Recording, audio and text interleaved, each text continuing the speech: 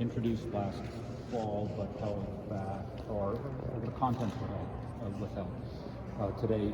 When will you be releasing the details of the other 17 odd bills? So remembering that it was our intention in November to have these bills distributed through January and February so that Manitobans could see them months ahead of the normal spring session, and that was denied by the Manitoba Liberals for reasons that they can explain to you.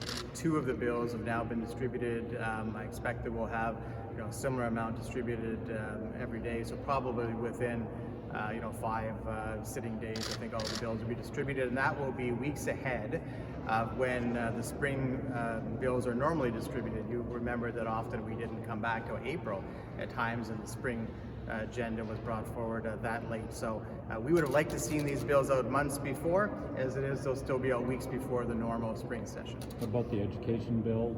Is that going to be are we going to see the details of that in the coming days? So I've indicated that sort of within the next 5 to 6 sitting days of the legislature, all the bills that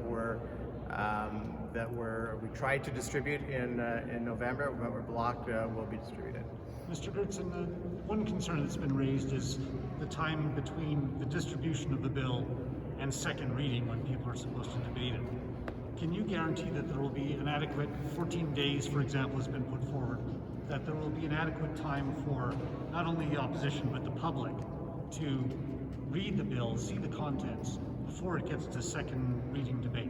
Yeah, and so Steve, a veteran member of the press corps here, that it is not unusual for this assembly to come back in April. Well, it's not unusual in the former government, and try to get bills passed in June. So there used to be a lot less time for second reading debate.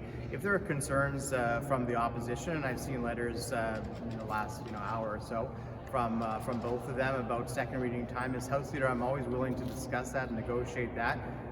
There may be the ability to add in extra time because, of course, we started the session earlier, not just in spring, but back in fall. So there is an opportunity potentially to add in some second reading or third reading time, and I'm open to having those discussions with the opposition House leaders. Don't like to negotiate these things, of course, on the floor of the media scrum, because those don't usually end well, but I'm absolutely would be willing to have those discussions. The concern, though, is that the letter of the law allows you to distribute a bill and have second reading the next day.